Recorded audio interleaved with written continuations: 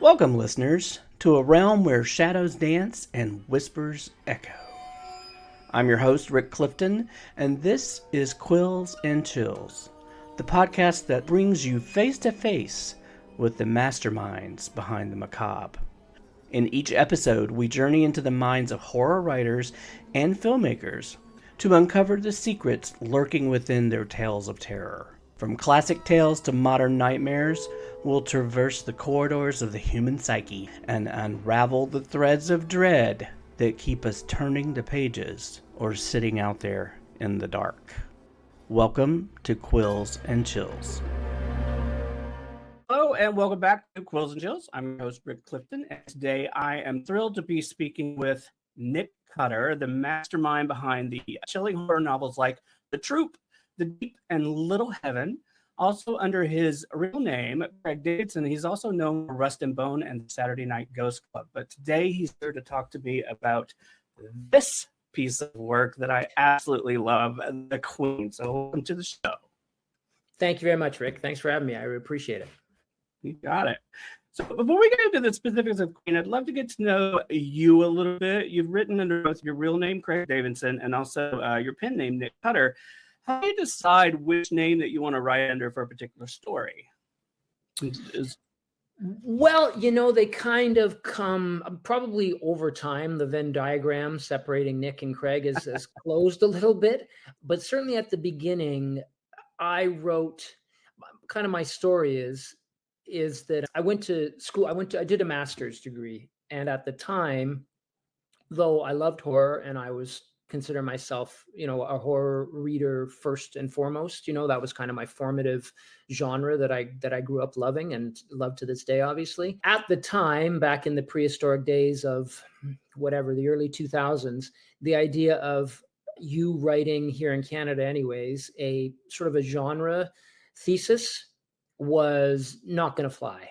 I think that has changed. I think, at this point you could write sort of a genre thesis for a master's and you'd be fine with it. There's more threshold and more tolerance for it. But at the time that wasn't going to happen. So I wrote, a collection of short stories that I suppose would be considered literary or at least on the edge of literary.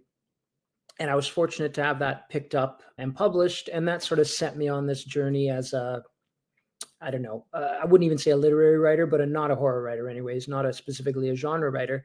But then I had this idea that was very clearly horror, and I sent it out to my agent, and he ended up, sort of being able to set me on this path, which in some ways feels like my rightful path as a horror writer. So I sort of am juggling these two sides of not so much of my nature, I guess, of my writing career. But I think the main concern I've always had is that because I've loved horror since I've been young, that people would think that I chose a pen name simply to distance myself, from that work. Couldn't be further from the truth. And I suppose that's why it's pretty easy to tell, or why I'm speaking to you now as both. Like, the ruse didn't last very long, and I don't think I didn't want it to. And the people who are with me, were cool with me sort of identifying myself as my pen name. I love that. So tell us a little bit about yourself. You grew up in Canada and sort of how you sort of came to horror very early on.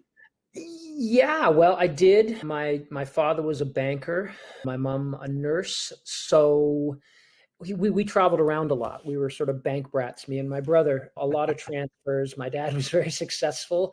And so we lived all over Canada, really. And you have that period, sometimes a prolonged period, where you're the new kid in class. And, I could make friends in time, but there was always a struggle at first. And the one place that felt like a sanctuary, whether it was public or at the school, was the library. It was a place where you could go, you could find a quiet spot. If you had any antagonists, it was unlikely they would be at the library because that wasn't necessarily their affinity. So it felt like a place that you could get away from the early enduring struggles that you had to deal with sort of as the new kid in town.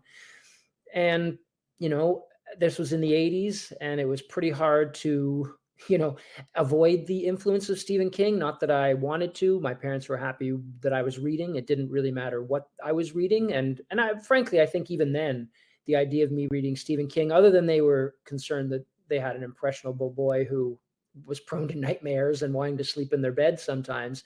I don't think they had a problem with me reading horror.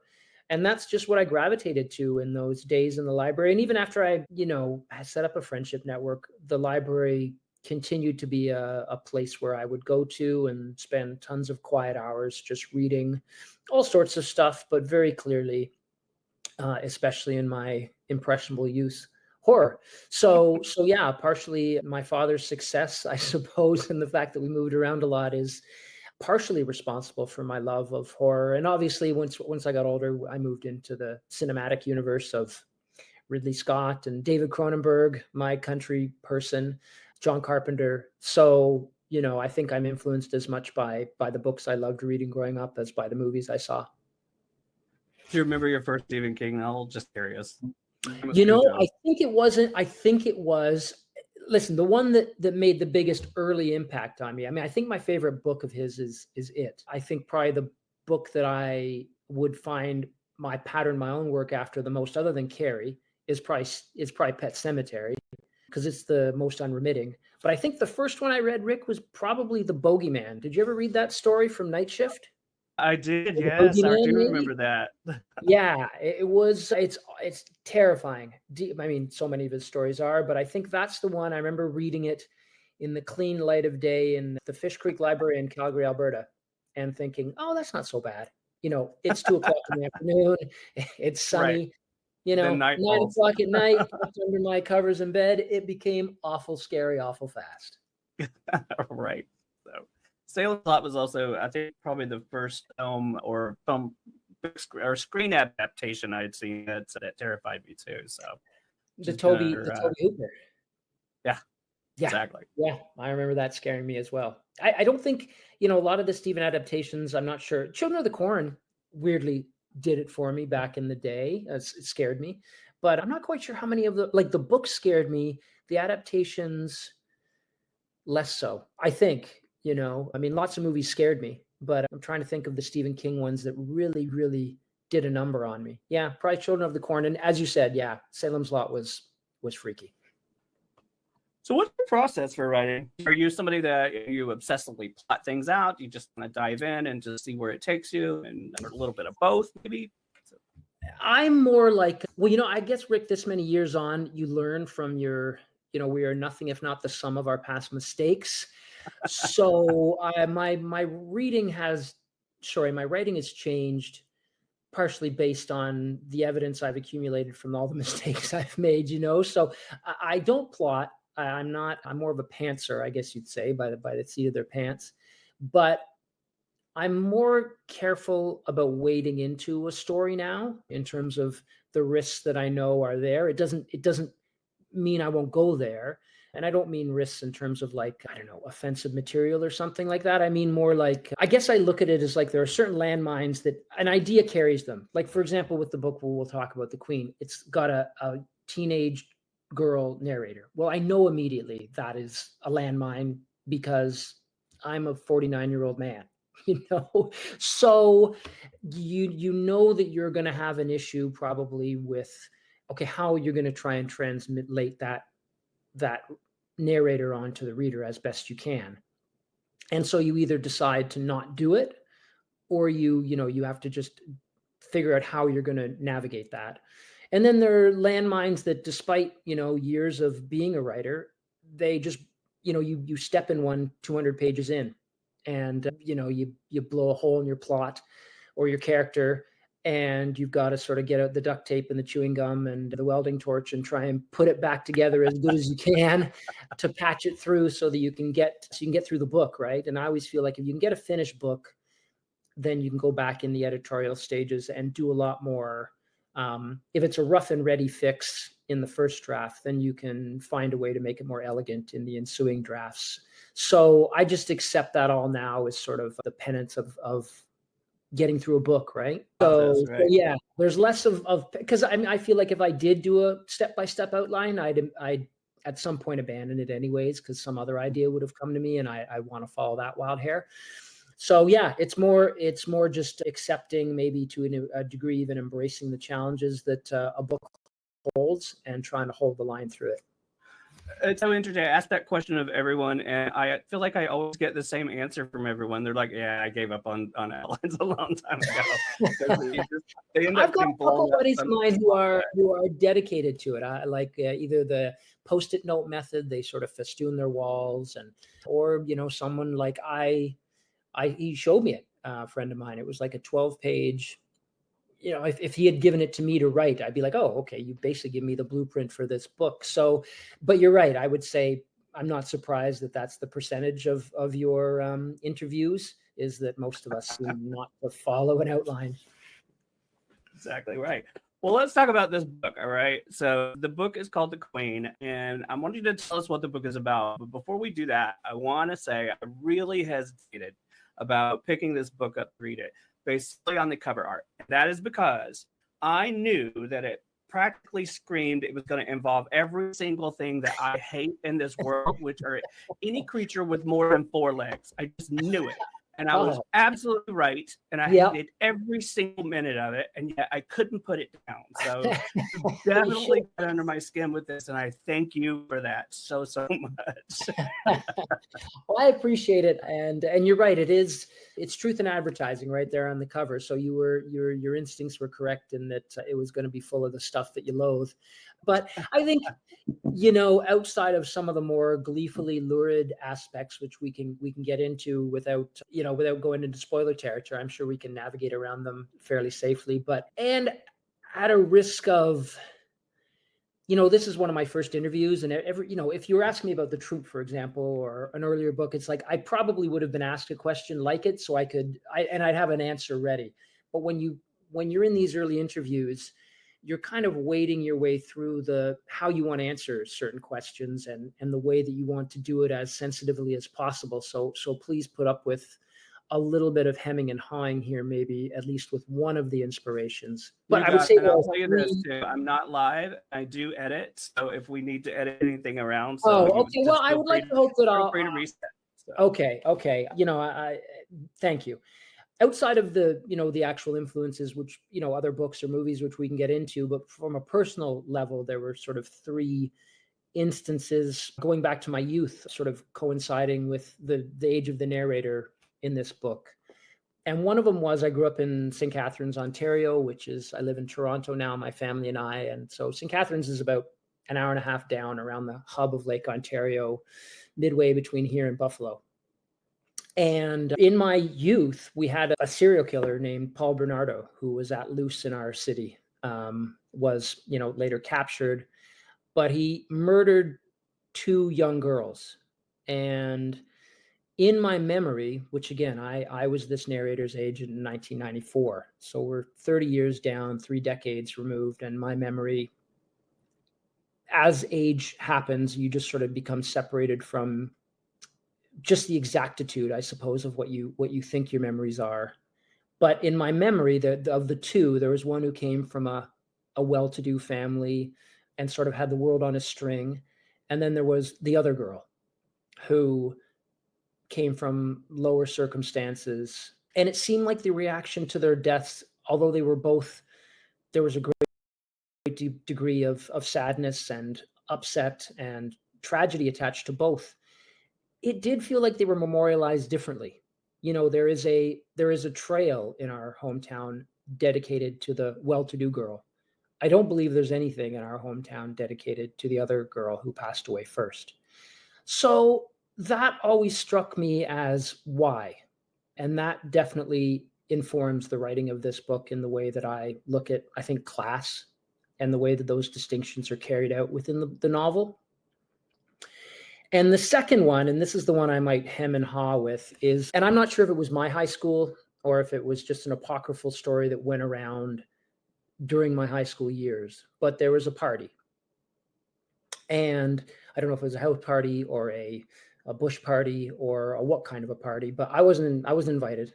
I wasn't cool enough to be there anyways. And it would have made a dance worth of difference if I had been or not in terms of what happened. I want to stress that. But at this party, a boy and a girl went away, whether into a tent or into a room or whatever it was. And at some point, the boy came out and another boy went in and the girl stayed. And then that boy came out and another girl went in, the girl stayed. And this happened, we don't really know how many times. My memory, again, is not where it used to be on this.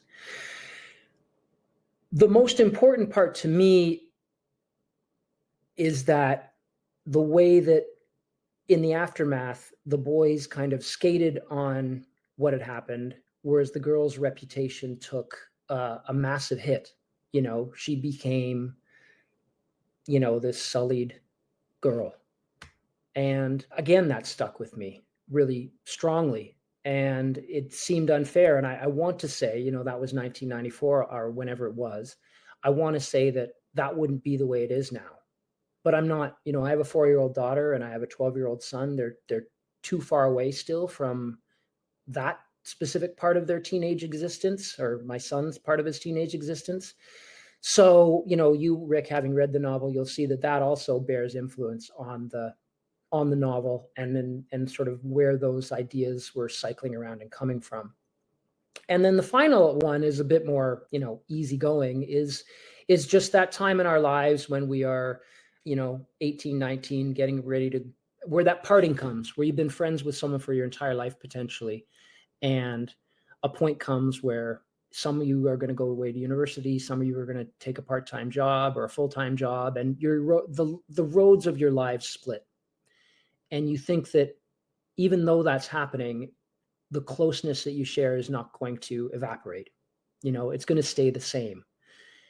And you make all those promises that we all make. I'll be home every weekend, we'll call every day. It'll just be like no time has passed and no distance can get between us. And then, 5 years later, you run into that person on the street, someone you spent your entire young life with. And you're just shocked at the distance that's developed between you. And I think that is just such a heartbreaking, but also fairly universal aspect of our existence as humans in the modern world.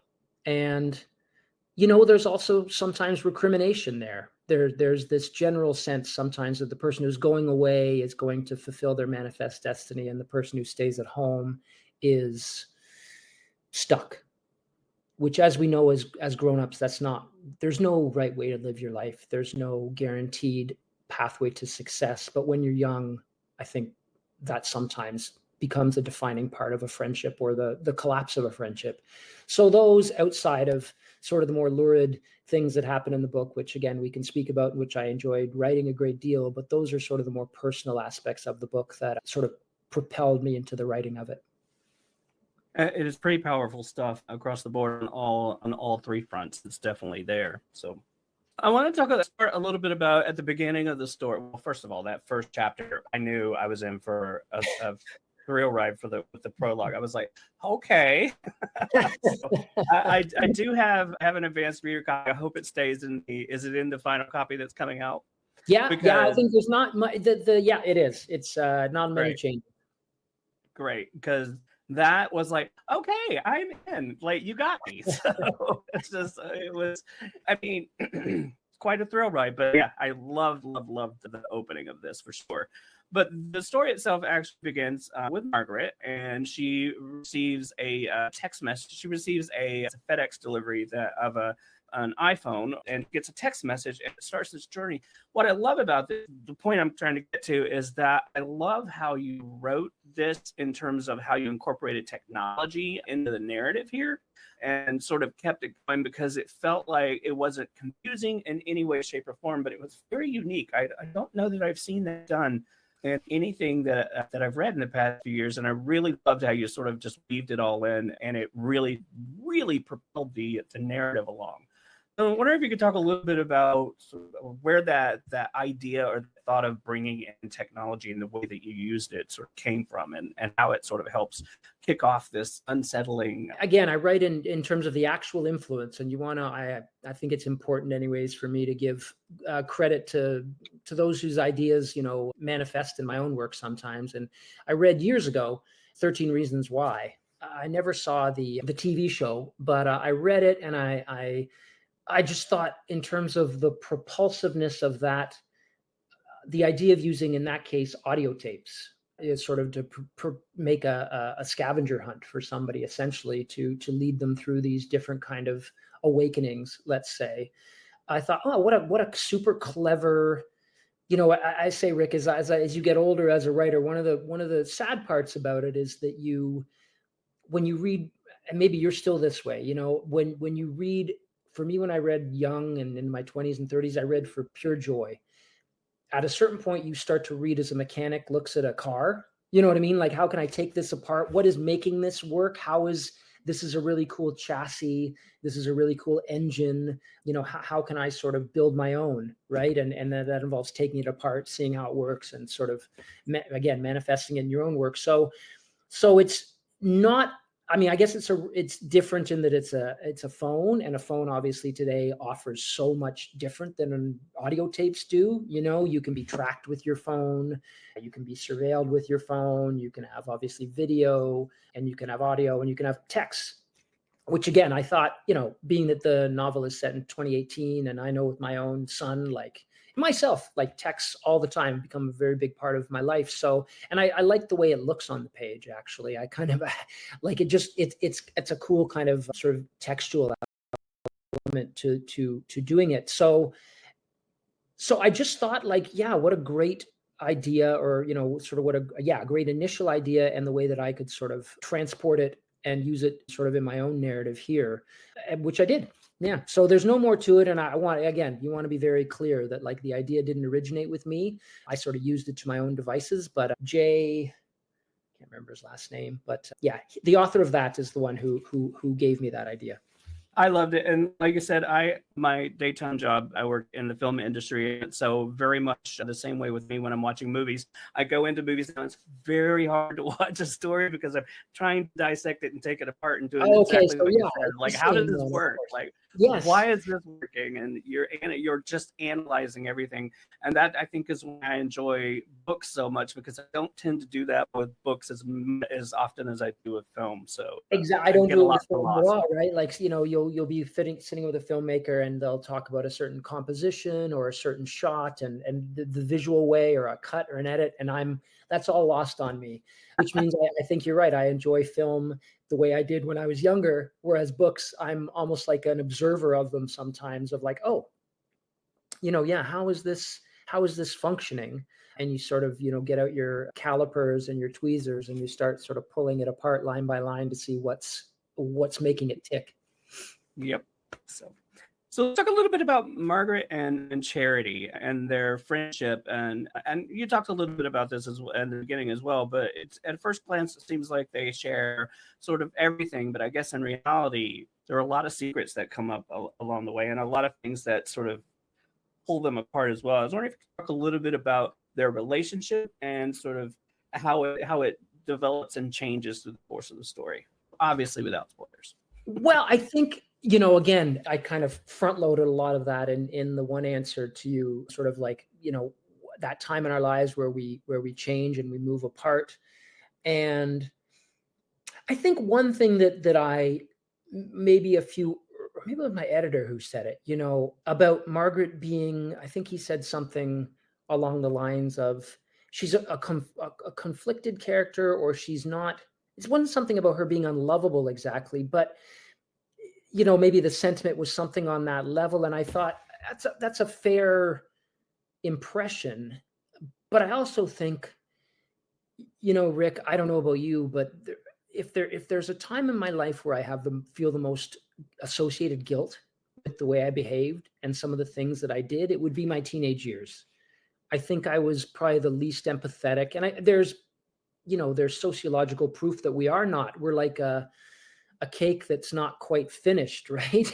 And we are selfish, and we will do things that we will look back on later and think, oh my God, how could I have been so emotionally unevolved to have done that? And yet also, it's a time of great passion and great discovery. And, the emotions are hitting us at such a register that it almost feels melodramatic to look back at it. But I don't know if that's it. I don't know if it's as we get older, our emotions sort of are unable to hit that register anymore. So we look at those times as being too passionate or impassioned. And it's really less that than it's our inability as adults and as we get older to sort of hit those heights, and thus to see the things that we were doing as teenagers as too much, for lack of a better word. But I definitely do think that I wouldn't want to be judged on my behavior as a teenager, because I don't think I'd come off particularly well, right? And that's it. And then a lot of my friends who I'm still friends with from those days, are fathers and mothers and husbands and wives now, and lead very, quotidian, frankly, but to the good lives. There might not have been a lot of evidence on the face of it back when we were young that was waiting for us in the future. So I do think the two of them, there are certain elements of a great love and togetherness between the two of them, and there's also moments of great, I think, things that would be seen as cruelty or at least thoughtlessness, probably. And I think I have Margaret say at some point towards the end that I'll never be able to make up for that. I'll never be able to atone for that, because those things are stuck in my past and are now the person who I need to atone to is beyond my reach by the point that she's thinking about those things. But I mean, I think regret is just a part of human nature, and not everyone feels it, but I feel a great deal of it. And I maybe I feel too much sometimes. I think my wife would say that, but I think I'd rather feel too much guilt and regret than think that I've passed through my life without, doing damage to people, even accidentally, or certainly at a point in my life where I wasn't emotionally evolved enough to realize the damage I was doing. I can attest that I have woken up many a night at 2 or 3 o'clock in the morning and flashback to something that happened as a teenager, and I'm like, oh my God, it was so long time ago, but now it just feels so raw and fresh, and like, I can't believe I actually did that. So, yeah. It's weird how they come to you at that time of the night too. You wake up with something that you did 3 decades ago, and it feels as fresh and as vital. And I think that was a fun, maybe that's the wrong word, but that was a part of writing this book is here I am 3 decades on, trying to write from that perspective. And, how do you find your way back, for lack of a better word? And I think there are some writers who just naturally have an ability, Stephen King being one of them, Ray Bradbury. There are some others like S.E. Hinton, who just happened to write The Outsiders when she was a teenager. So she's right in that time frame, or Bret Easton Ellis with Less Than Zero. But for those of us who aren't, wonderkins, sometimes you've got to go back at a later date in your life and try and, activate those neural sensory pathways that take you back to that point in your life as best as you can. It was me. I dug out the old yellowed yearbooks. I went to my old high school, drove those streets. And I think it had a beneficial effect. It's amazing how much, you'll get a cascade. One memory will trigger the other, and you're trying to hold on to them. And you're also trying to figure out how many really have bearing in a novel. But that was one of the biggest difficulties is to try and access, to try and find yourself back to that point in your life where you could write with some level of authenticity from a perspective that is so much younger than you are. So Margaret obviously uncovers a lot of things about charity as she delves deeper into the story around all of that. I'm kind of curious about how this came to be. Was this something that you always knew, or did this sort of develop and evolve as the story did? And again, I'm being kind of vague here because I know there's a lot of spoilers we don't want to say. It's good to be evasive. We'll sort of cut the edges on this. But listen, I had the idea. I think the core idea was an interesting one to, because you, Rick, having read it, I mean, I'll tell you this. In some ways, the hardest character to write was the villain, Rudyard, because why? You know what I mean? It's like, why of all things that you could sort of set your mind to, that you could put an impassioned amount of time and dedication and money and break the laws of morality and legal laws in order to do and put yourself in all that much jeopardy. Why this? And so initially on the first writing of that character, he was, perhaps you can remember in the the pre-pandemic times when Elon Musk and Jeff Bezos were fighting to get up into space. They were competing billionaires trying to send people to space and outdo NASA. And Bezos seems to have lost the taste for that, but obviously Elon is still up to his old hijinks with that. And I think Crate definitely has some Elon in him, and it was meant to. And I thought, well, okay, he might want to create a sort of life form that would have an ability to exist in a hostile planetary environment. Do you know what I mean? A place where gravity was different, there was no oxygen or very little oxygen, And I thought, well, it just wasn't cohering, it just wasn't working. It didn't work in my head as to that being a good enough rationale. And then, that basically I just thought, what is the most absurd trauma that someone could suffer as a child? Most absolutely, and yet from my research, I did realize I had a baseline knowledge that the tragedy to befall his sister, it has befallen a human being at some point in our long history of this earth, which is a shocking thing to consider. And yet it has inevitably and undoubtedly happened. So I was able to at least tether myself to that sense of like, I could its believability cohered in me, and when you're writing it, I mean, in that crucible, you're the only one who really needs to believe it.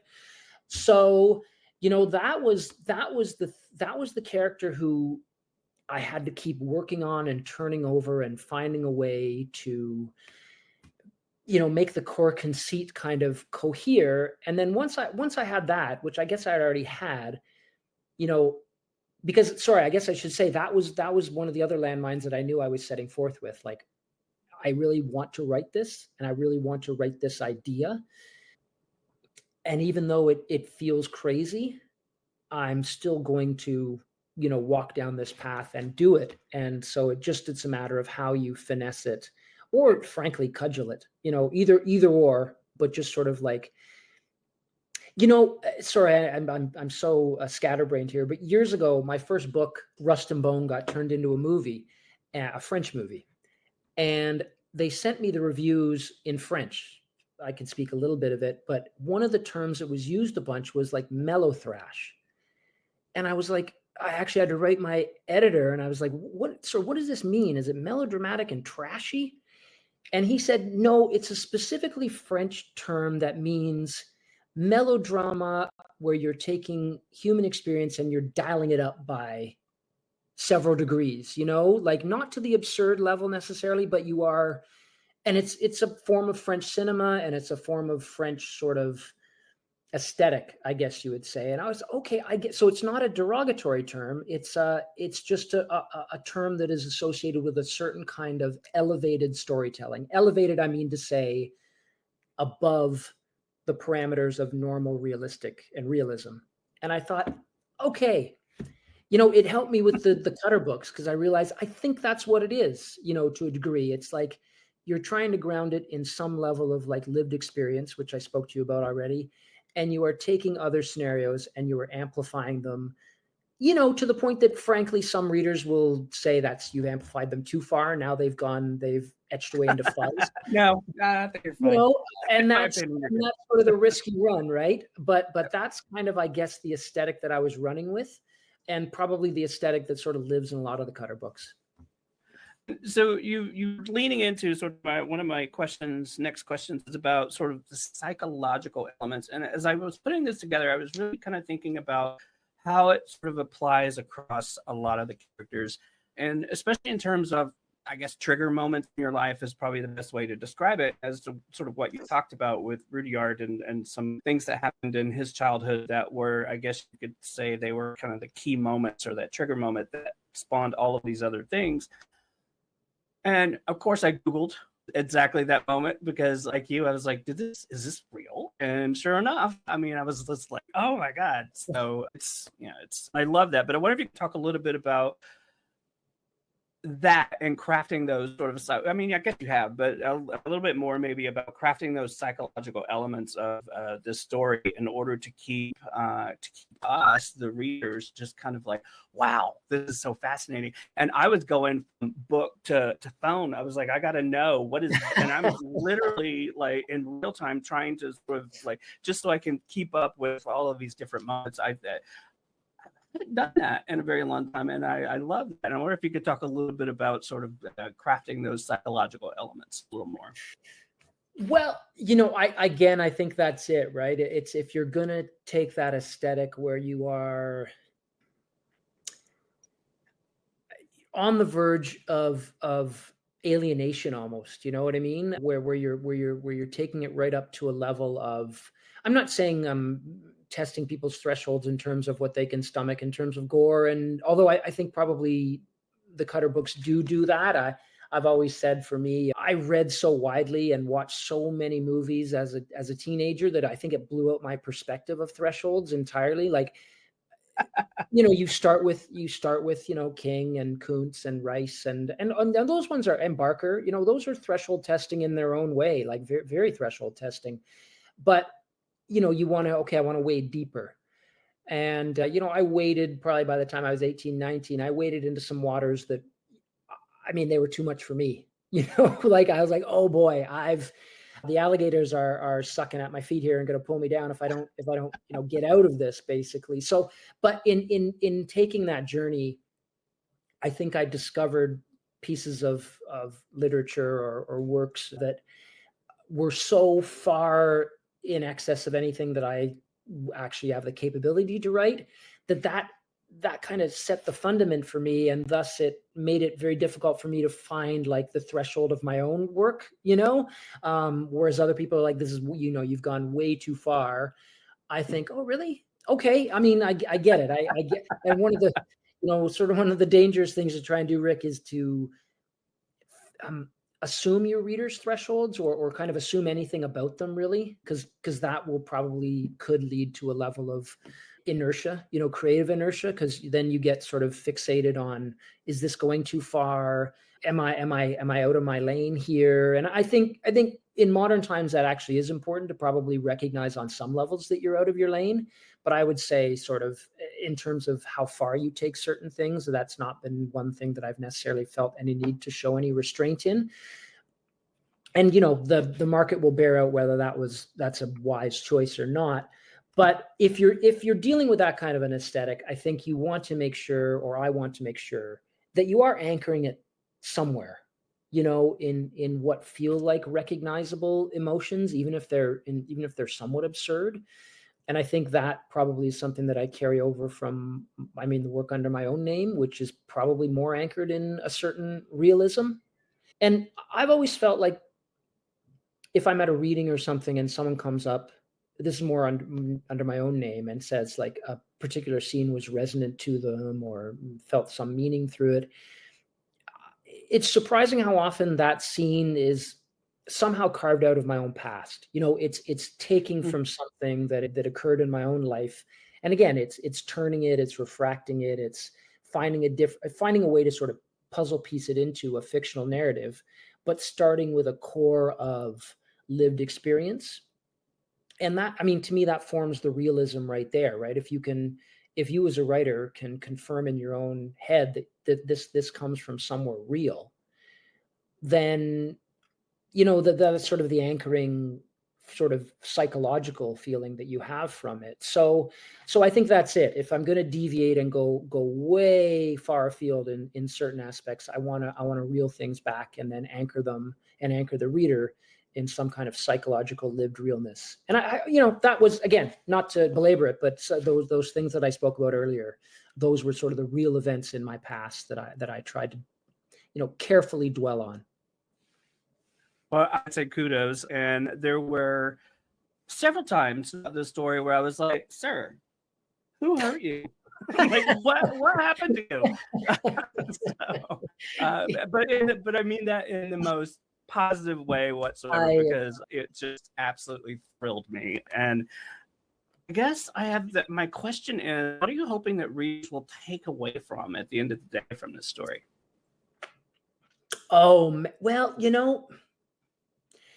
I'll tell you that this particular book has had a bit of a, I wouldn't say a tortured history, but it took its root sometime during the pandemic. And I have a couple. I'm finishing a book under my own name that took place during the pandemic. And I think the bones of that time for me, perhaps for you, I hope not, but like it wasn't a point in time in our history where you took a lot of good away from human nature, maybe. I don't know. It just, at least it struck me as a time where maybe some of the baser elements of our nature came to the fore too often, and it felt kind of just dismal, I guess. And so, 1000%. I right, mean, okay. And I think anything creatively vested in that point, at least for me, in that point in time, is not going to come out as a cheery kind of. So, it's. I know there's a lot of horror writers and writers in general who, and I think about this myself, wouldn't it be, are you hurting yourself, Craig, by not doing this? Which is to say, you show them all panoply and level of horror, but then you pull them out at the end and you dry them off and you set them safely on shore and you let them, or the character sort of go off in a way that the reader can close the book with a sense of surety and a sense of assurance and happiness, I would say. My general framework is to get you in the mud and then step on your head, I guess. Really. Done. Yeah, and I mean that predated the pandemic, but I think with this book it's even more probably pronounced in that it's kind of unremitting. But I guess my feeling has always been, Rick, and this would, again, I've done it so often, it must be part of my worldview, is that I like characters and I like books where, narratives in general, where the characters know at some point this is hopeless.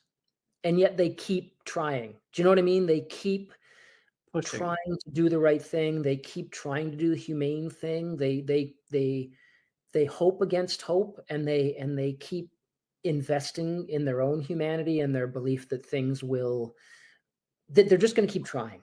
You know what I mean? And I think after you get to a certain age, you realize that most joys in life are like, there's a bittersweet quality to them, or like they're not as often as you think you're going to get them, and you learn to love them deeply when those moments come, whether they come through family or some career high or just a beautiful day outside, whatever it happens to be.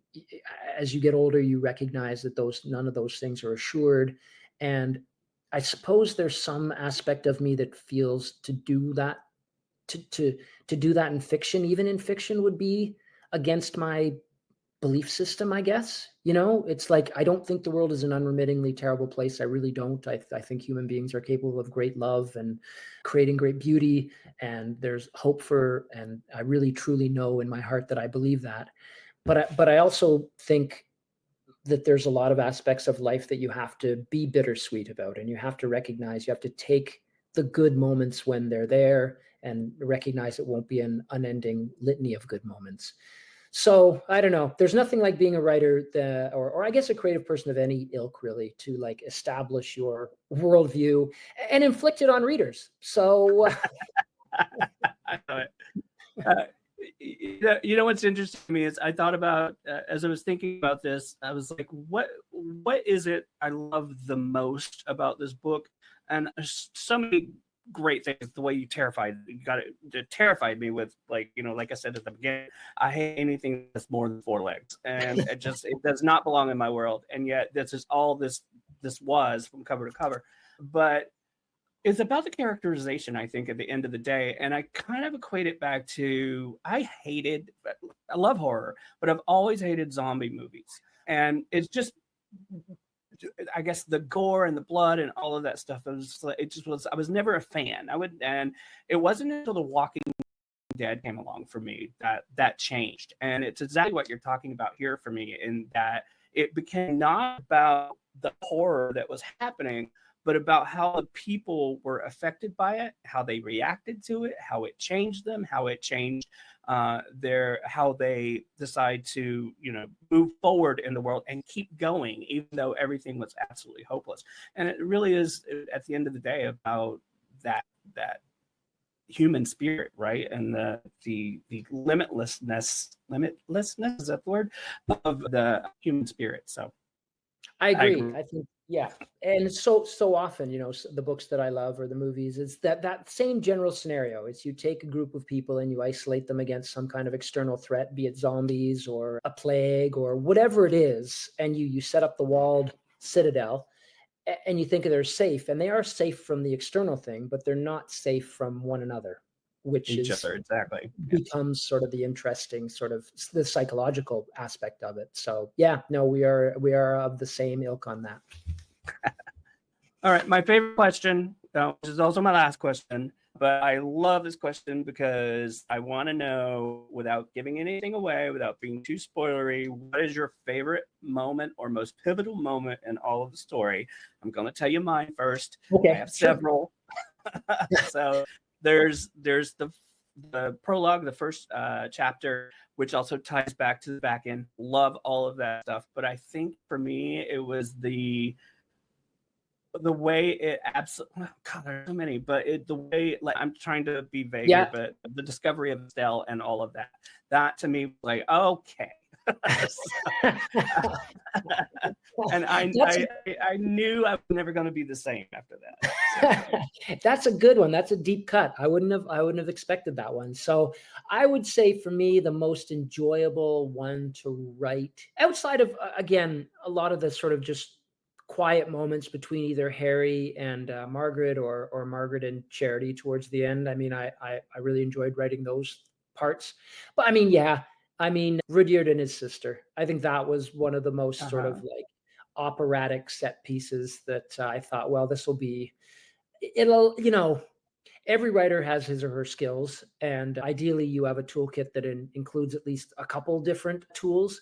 But I think most writers know when they're coming up on a scene that will employ at least the most dynamic tool in their kit, and let you sort of like let loose on it. So at least at this point, like I said, it's so new, and these early interviews are kind of nerve-wracking, but it was you did a wonderful job, and I'm really grateful for it. But so my answer might change, but for now, that's what it is. Perfect. All right. So what's next on the horizon for you? What are you working on that you can share with us today? Yeah, I'm getting one under my own name done. And then I've got 2 more books under the Cutter name. So one is going to be called The Dorians. It's coming out next. And a bunch of, this is going to sound so depressing too, but a bunch of elderly people who have consented to MAID, mandatory assisted death, get this opportunity to go and get this treatment that might reverse chronological age. And so that's that one. And then there's another one called Gravenhurst right now. We might change that, but it's set at a juvenile detention facility in the woods. Wow. All right. I'm in. I'm glued. I'm keeping track. So the book is called The Queen. It's available everywhere on October 29th. As we always like to say here at Quills and Chills, please go support your local bookstores whenever possible. Craig, how can our audience find you online? I'm a hard man to find online, but I do have a website, www.craigdavidson.net, which will also take you to the Nick Cutter side. And I was saying before we started recording that my brother, Graham, has done a really cool site specifically for the Queen that you can access through that website. So anyone, probably read the book first because it's got all sorts of Easter eggs or spoilers, depending on how you want to look at it. But it's a really great compliment to the book if you've read it. Love it. So, Craig, thank you so much for talking to me today. I appreciate your time. The book is amazing. I hope you guys go and check it out. It is quite a thrill ride. So, my pleasure. Right. Thanks for having me, Rick. Thank you. See you guys next time. Thanks for joining me on another episode of Quills and Chills. I hope you enjoyed our deep dive into the mysterious and the haunted. If you're enjoying the show, don't forget to support us by subscribing on your preferred podcast platform and leaving us a rating or review. because your feedback helps keep those chills running down both our spines.